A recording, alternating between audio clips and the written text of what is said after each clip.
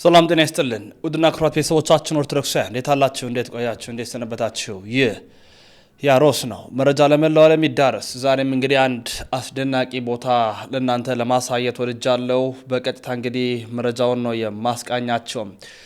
ገዳመ ወንያት አቡነ ሐራ ድንግል አንድነት ገዳም የት እንዳለ ታውቃላችሁ? ብዙዎች ከካንሰር ህመማቸው የሚፈወሱበት፣ ብዙዎች ድነት የሚያገኙበት፣ ከኪንታሮት በሽታ የሚፈወሱበት፣ ከተለያዩ ቦታዎች የሚፈወሱበት ድንቅ ስፍራ ነው። ዛሬ ይህንን ቦታ አስቃኛችኋለሁ። ሰሚነሽን ተመልክተናል። በርሜል ቅዱስ ጊዮርጊስን ተመልክተናል። ስውሯ ማርያምንም አስቃኝቻችኋለሁ። ዛሬ በካንሰር ህመም ፈውስ የሚያገኙበት፣ ከኪንታሮት ህመማቸው የሚድኑበት፣ እጅግ በጣም በርካታ ተአምራት የሚፈጸሙበት ገዳመ ወንያት አቡነ ሐራ ድንግል ገዳምን አስቃኛችኋለሁ። የት ይገኛል የሚለውንም እስከ ዝግጅታችን ፍጻሜ አብራችሁን ከቆያችሁ የምታየው ነው የሚሆነው። በዛ ቦታ የተሰጡ ምስክርነቶችን በመረጃችን ይዘናል። ላይክ፣ ሼር፣ ሰብስክራይብ ያደረጋችሁ ቤተሰብ እየሆናችሁ እስቲ ላይኩ ከ2000 ይለፍ ወይ ከ1000 ይለፍ፣ ሁለት ይቀር ከ1000 ይለፍ። እስቲ ይህንን ቦታ ያያችሁ ምስክርነት ስጡ። መሄድ የምትፈልጉ አሁን ቦታውንም ስለምነግራችሁ እስከ መጨረሻው ተከታተሉ። ከባህር ዳር ከተማ ሰሜን ምስራቅ አቅጣጫ 17 ኪሎ ሜትር ርቀት ላይ በምዕራብ ጎጃም ዞን ባህር ዳር ዙሪያ ወረዳ ላጉና ቀበሌ አስተዳደር ውስጥ ታሪካዊና ተፈጥሯዊ ውበት የተነባበሩበትና በርካታ መነኮሳት የከተሙበት ታላቅ የአንድነት ገዳም እናገኛለን። ይህ ገዳም የገዳመ ወንያት አቡነ ሐራ ገዳም ሲሆን ገዳሙ ተፈጥሯዊ ውበቱን ከታሪክ ጋር አጣምሮ የያዘ በአገራችን ከሚገኙ የአንድነት ገዳም አንዱ ነው። ገዳሙ የተመሰረተው በ1574 ዓ.ም በጻድቁ በአቡነ ሐራ ድንግል እንደሆነ ይነገራል። በቦታውም ጻድቁ አቡነ ሐራ ለ49 ዓመታት ያህል ሲጸልዩበት ኖረዋል። በ1626 ዓ.ም በአጼ ሱስንዮስ ዘመነ መንግስት የኪዳነ ምህረት ቤተክርስቲያን በአጼ ፋሲልና በጻድቁ በአቡነ ሐራ በቦታው ላይ ተተክላለች።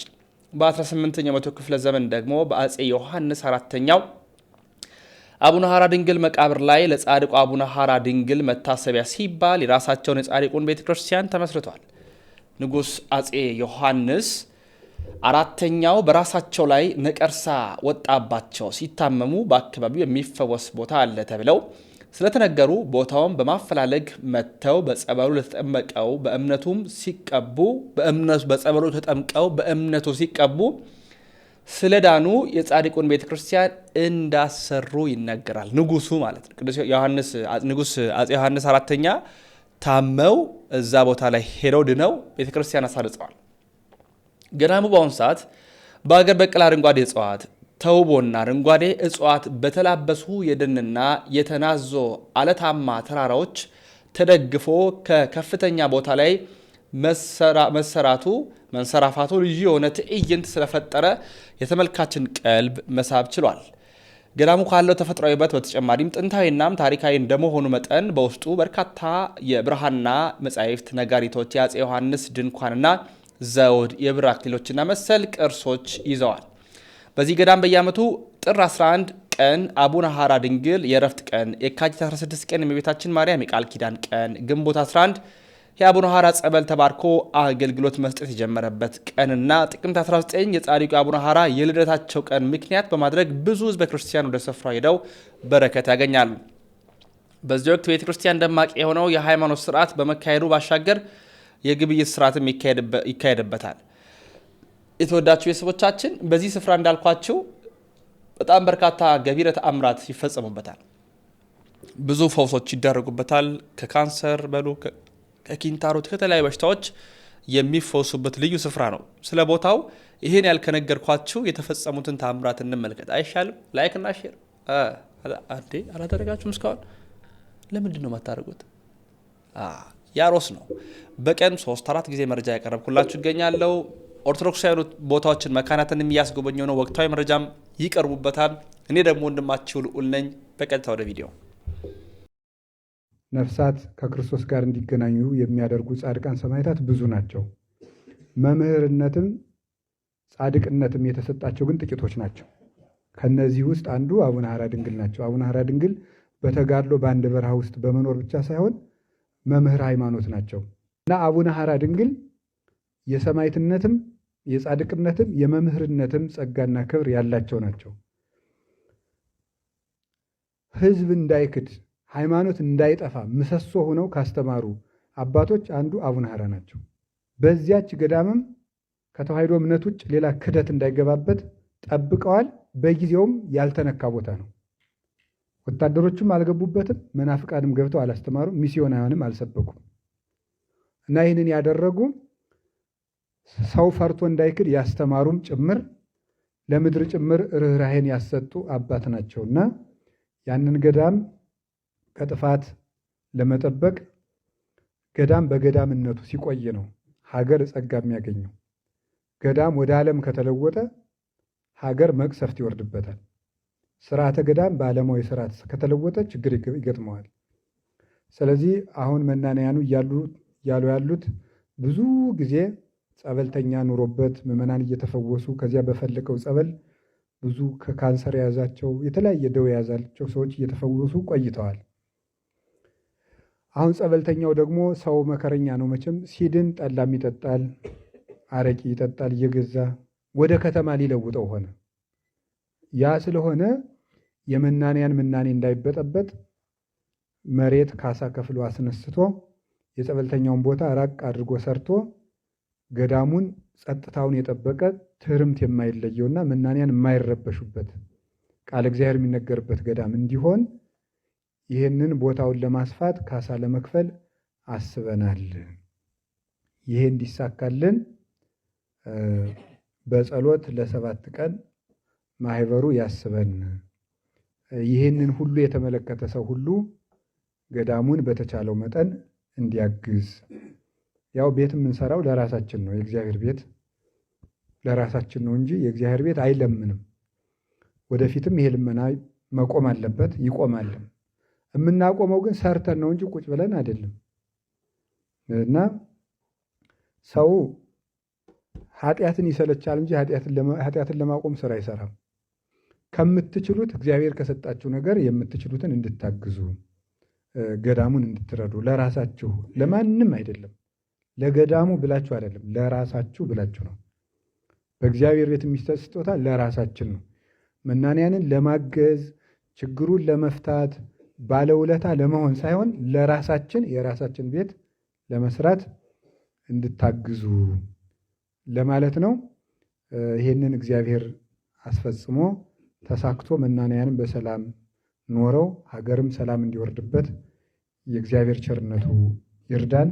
ይቆየን። ይህን መልእክት ለማስተላለፍ ገዳመ ወንያት አቡነ ሐራ ድንግል አንድነት ገዳም የተመሰረተው በኢትዮጵያዊው ጻድቅ በአቡነ ሐራ ድንግል በ1574 ዓመተ ምህረት ሲሆን ጻድቁ በዚህ ቦታ ላይ 50 ዓመት ያህል ጸልየውበታል። በአፄ ሱስንዮስ ዘመን የተነሱ ታላቅ ጻድቅ ናቸው። ለ50 ዓመታት ያህል በዚህ ቦታ ተጋድሎ ሲያደርጉ ድውያንን እየፈወሱ ውር እያበሩ ጎባጣ እያቀኑ ወንጌል እየሰበኩ ነበረ የኖሩበት። ጻድቁ በዚህ ቦታ ሲጸልዩ የማነ ብርሃን የሚባል አህያ ነበራቸው፣ እንደ ሰው የሚያገለግላቸው። በአንገቱ ላይ ቃጭላለችው። እሷን ቃጭሏን ይዞ ገበሬዎቹ የእርሻ ውጤታቸውን በሚወቁበት በአውድማው እየሄደ ቃጭሏን እያሰማ ሲሄድ ገበሬዎቹ ከእህላቸው ላይ የማርያም በረከት ብለው እየጫኑ ይልኩት ነበረ። ያንን እያመጣ ለጻድቁ ይሰጣቸዋል እና ድሃ ያበሉበታል፣ የተራበ የሚያበሉበት ከገበሬዎቹ እየተሰበሰበ አህያው እየሰበሰበ እያመጣ ይሰጣቸው ነበር። አህያቸው ባረፈ ጊዜ ደግሞ እንደ ሰው ነው አልቅሰው የቀበሩት። ይህን አህያቸውን በቀበሩበት ቦታ ላይ ጻድቁ ጸበል አፍልቀው ውር ያበሩበታል፣ ጎባጣ ያቀኑበታል። በተለያየ ስጋ ደዌ፣ በኪንታሮት፣ በካንሰር፣ በተለያየ በሽታ የተያዙትን ሁሉ ይፈውሱበታል። አሁንም ድረስ ይሄ ገቢረ ተአምር እየተደረገበት ይገኛል። በዚህ ገዳም ሄዶ ከተለያዩ የስጋ ደዌ የማይፈወስ የለም። ከ15,000 እስከ 30,000 እስከ 50,000 ድረስ አሁን እየደረሰ ነው ጸበልተኛው ቦታው ላይ ያለው ማለት ነው። በጣም ብዙ ገቢረ ተአምር የሚሰራበት ድንቅ ገዳም ነው። ጻድቁ አባታችን አቡነ ሐራ ድንግል ወደዚህ ገዳም ከመምጣታቸው በፊት ግን በጣና ሐይቅ ላይ በምትገኘዋ ሬማ መድኃኔዓለም ቅድስት ወለተ ጴጥሮስ አንድነት ገዳም ለ30 ዓመት ተጋድሏቸውን ፈጽመዋል እስከ 30 ዓመታቸው ድረስ ማለት ነው። ከአባታቸው ከሊቀ ካህናት ዮሐንስና ከእናታቸው ከወለተ ጊዮርጊስ ጋር ሆነው በዚያ ተጋድሎ እያደረጉ ይኖሩ ነበረ በመንኩስና። እናታቸው ወለተ ጊዮርጊስ ባረፈች ጊዜ እጅግ አዝነው ስለነበር እግዚአብሔር ከሐዘናቸው ካጽናናቸው በኋላ ግን በ30 ዓመታቸው በዚያው በሬማ መድኃኔዓለም በገዳሙ አበምኔት መነኮሱ። ከመነኮሱ በኋላ ከመነኮሱበት ቦታ ላይ 14 ዓመት ሙሉ በአጽንዖ በዓት ቆይተዋል ጻድቁ በዛው በሬማ መድኃኔዓለም ማለት ነው። ሌላው በስዕላቸው ላይ የምትገኘዋ የሚዳቋና የነብር ስዕል ደግሞ ጻድቁ በጸሎት ላይ እያሉ ሚዳቋን ነብር እያባረራት መጣ እግራቸው ስር ብትደፋ ነብሩን ገስጸው እግዚአብሔር አልፈቀደልህም እሷ እንድትበላ ብለው ሸኝተውት ሚዳቋ ደግሞ በእግራቸው ስር አድራ ጠዋት በሰላም አሰናብተዋታል። ስለዚህ ስዕላቸው አብሮ ከስዕላቸው ጋር ይሳላል ማለት ነው። ጻድቁ ይረዳቸው የነበረው ሊቀ መላእክት ቅዱስ ገብርኤል በተጋድሎ ሕይወታቸው ሁሉ ዋጋ እንዲያገኙ አግዟቸዋል። እኒህ ጻድቅ አባት በዚህ ገዳማቸው ከዛ በከሳቸው ተጋድሎ በኋላ በርካታ ቅዱሳን አፍርተዋል። በእኛ ዘመንም የነበሩ አባ ታደሰን ሁላችሁ የምታስታውሷቸው ናቸው። ረድኤት በረከታቸው ይድረሰን። የጻድቁ ምልጃና ጸሎት በረከታቸው ከኛ ጋር ይጽናል። እውነት እናንተ ፊት ቆሜ የምመሰክር ሰው አይደለሁም። መንፈሳዊነት የሌለኝ ሰው ነኝ። እግዚአብሔር ግን ፍቃዱ ሆኖ የጻድቁ ፍቃድ ሆኖ መስክሪ ከተባልኩ ልመስክር። ከጥቂት ዓመታት በፊት የምኖረው ሲኤምሲ ሚካኤል አካባቢ ነበር። ሁል ቀን በመኪና ወደ ቤቴ ስገባ አንድ ማያት በቆሎ ምሸጥ ሴት አለች። ሁሌ በቀኝ እጇ ትጠብሳለች፣ በግራ እጇ ደግሞ ወንድ የሚያምር ቆንጆ ልጅ ይዛ ነው የምትጠብሰው ሁል ቀን እና ግራ ይገባኛል። ሁል ቀን ፊቷ ላይ ከፍተኛ ጥልቅ ሐዘን ያለው ግን ማናገር ፈራለሁ። አንድ ቀን ግን አልቻልኩም። ቀኑ ሙሉ ስለሷ ሳስብ ነው ያልኩት። ስገባ ጥግ ላይ መኪናዬን አቁሜ የኔ እህት ለምንድነው ልጅሽን ይዘሽ ሁል ቀን በቆሎ የምትጠብሺው ስላት ልጄ በሽተኛ ነው አለችኝ። አያወራም፣ ዲዳ ነው፣ ምላሱ የተገለበጠ ነው፣ እግሩ ሽባ ነው እና የሚጸዳዳውም ላዩ ላይ ነው እና ብለቀው መኪና ይበላብኛል ብዬ ነው አለች። የታክሲ ረዳት ነው ባለቤቴ። ሁል ቀን ይጠጣል በልጁ ሐዘን። ጓደኞቼ ልጆች ጤነኛ ወልደዋል፣ አንቺ ግን በሽተኛ ነው ለሽ ያለ ይደበድበኛል አለች። እጅግ በጣም አዘንኩ። ምንድነው እምነትሽ ስላት ኦርቶዶክስ ነኝ አለች። ተይዘን ወደ ቤት ወሰድኳት። በጣም ያሳዝነው ቤት ከሄድን በኋላ 2 ትንንሽ ልጆች ነበሩኝ። ቤት ሲገባ አወረደችው፣ አዝላ ነው የምትወስደው እና መሬት ላይ ሲንፏቀቅ ልጆቼ ማማ ልብስ ይበላሻል ቁም በይ ውስጥ ሲሉ እኔም እንደምላችሁ አላውቅም ነበር። አይችልም መቆም ማለት አልቻልኩም። ዝም በሉ አልኳቸው። አሁንም ና እንጫወት ቁም ይሉታል እና እኔና እናቱ በጣም ቅስማችን ተሰበረ። በእግዚአብሔር ታምኛለሽ? በድንግል ማርያም ታምኛለሽ? አንድ አባት አሉኝ አያሳፍሩሽም፣ እባክሽ እዛ ሂጂና ደግ ናቸው እኔ አውቃቸዋለሁ አልኩና በጣም ትልቅ ስዕል ነበር ቤቴ ውስጥ አውጥቼ አቡነ ሐራ ድንግል ይባላሉ፣ በጣም ደግ አባት ናቸው፣ ለምኛቸው ልጅሽን ያድኑልሻል፣ እሺ ካልሽ ደግሞ እኔ ትኬት ልቁረጥልሽና ተነስተሽ ሂጂ፣ የማቃብር አፈራቸው የሞቱበት አለ እዛ አስቀምጩ፣ ካላዳኑኝ አታማልዱም በያቸው አልኳት። እሺ አለችኝ። 3 ቀን ስጪኝ ልብሱን ልጠብለት የልጁን አለች። ልብሱን አጠበች። ትኬት ቆረጥንላት። ባህር ዳር ማውቀው ሰው ነበረኝ አደረሳት። የሚገርማችሁ ገዳሙ ሲገባ ልጁ በጣም ታመመ፣ እጅግ በጣም ታመመ።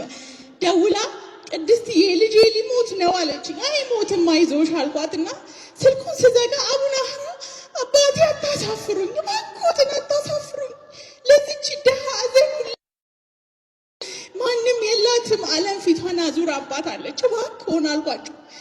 እና ሲጠመቅ ለውጥ አመጣ። የመጀመሪያው ለውጥ ያመጣው ምላሱ ተዘረጋ። መጀመሪያ ምላሱ ተዘረጋ። ከዛ በኋላ በጣም ኃይለኛ ተቅማጥ ነበረው፣ ያስታውቀዋል። በጣም ታመመ። የተወሰነ ለውጥ እያመጣ 2 ወር ተቀመጡ።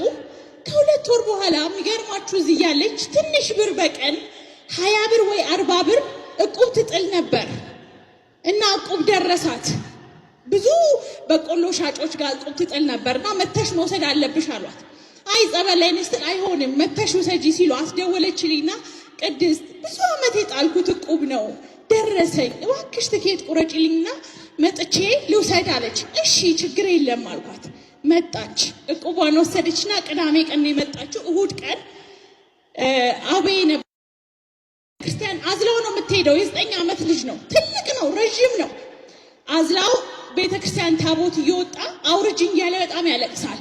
እግሩ ስልል ያለች ናት። ከወገቡ በታች ብዙ ዓመት ስለተንፏቀቀ እግሩ ስልል ያለች ናት። ከዛ አውርጅኝ ያለች ጮህ ሰው ለምን አትወርጁም ሲላቸው አይ ይረግጡብኛል መሄድ አይችልም ትላቸዋለች።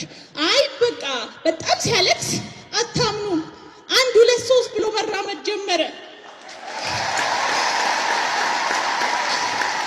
ከዛ በጣም ጮኸች ውይ ብላ ጮኸች። ወይኔ ውይ! ከዛ ምን ሆነሽ ነው? እግሩ ሽባ ነበር። ማንም ሊያምናት አልቻለም። በትክክል ነው የሚራመደው። ከዛ በኋላ ምንም አላለችም። ያዘችውና እኛ ቤት እሁድ ቀን እኔ ከልጆቼ ጋር አቮካዶ ፀጉራቸውን ቀብቼ አገር ሰላም ብዬ ተቀምጫለሁ። በር ተንኳኳ። በሩን ስከፍት እግዚአብሔር ምስክሬ ነው በሩ ጋር እየሮጠ ሄደ። ከዛ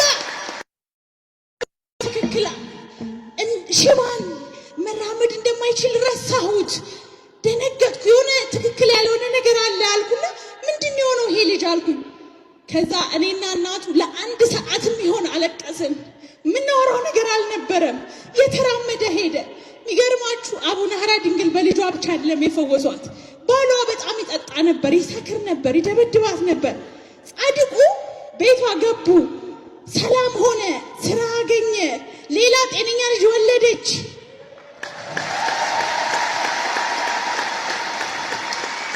አሁን በቅርብ እኔ ቤት መጥቶ ነበር። ማርያምን ልጆቼ ሳይክል መንዳት አይችሉም፣ እየነጠቃቸው ይነዳል። እና እኔ ስለ አቡነ ሐራ መናገር አልችልም። ያውቁኛል እንዴ አቡነ ሐራ አልኳቸው። ሰሙኝ። እኔ ያውቁኛል እንዴ? በጣም ባሰብኩት ቁጥር ያስለቅስ። መታ ዶክመንተሪ ተሰርቷል። ሁልጊዜ ስለ አቡነ ሐራ ተናግራ አጨርስም። ልጁን ለአቡነ ሐራ ዲያቆን ማድረግ ትፈልጋለች እና ጻድቁ የሰሩልኝ ታምር ይሄ ነው። አመሰግናለሁ።